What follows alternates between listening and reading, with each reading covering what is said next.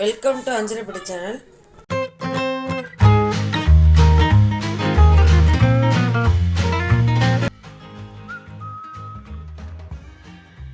இன்றைக்கி மோர் உப்புமா எப்படி பண்ணுறதுன்னு பார்க்கலாம்.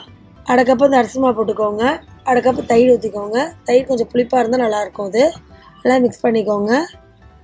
இதை சட்டன் பண்ணிடலாம். தேவையான சால்ட்டு போட்டுக்கோங்க. இந்த டேஸ்ட்டும் நல்லாயிருக்கும். அரை கப் தண்ணி ஊற்றிக்கோங்க. கொஞ்சம் கெட்டியாகவே இருக்கட்டும். நல்லா கொஞ்சம் கனமான பாத்திரமாக வச்சுக்கோங்க. அப்போ தான் நல்லாயிருக்கும். அது ரெடி ஆகிடுச்சு பேட்ரு. 2 டீஸ்பூன் நல்லெண்ணெய் ஊற்றிக்கோங்க. 1 டீஸ்பூன் கடுகு, 1 டீஸ்பூன் கடலைப்பருப்பு, 1 டீஸ்பூன் உளுந்து போட்டு நல்லா ஃப்ரை பண்ணுங்கள். இந்த மோர் புளிப்பாக எடுக்கிற போது இருந்தால் இது பண்ணால் நல்லாயிருக்கும் டேஸ்ட். இது 6 வரமிளகா போட்டிருக்கேன். காரம் இதான் அதுக்கு. எப்போதும் ஒரே மாதிரி டிஃபன் சாப்பிட்றதுக்கு இந்த மாதிரி சாப்பிடணும், நல்லாயிருக்கும் டேஸ்ட். இது இந்த பேட்டரை ஊற்றிடலாம். ஊற்றிட்டு மூடி வச்சுருங்க. கொஞ்சம் தண்ணி ஊற்றிருக்கேன். போட்டு மூடி வச்சுருங்க. ஒரு 3 நிமிஷத்துக்கு மூடி வைங்க. ஒரு நல்லா கலந்து விட்டுக்கோங்க நடுவில் கொஞ்சம். பாருங்கள், இப்போ ரெடி ஆகிடுச்சு. நல்லாவே கலந்து வந்துருச்சு.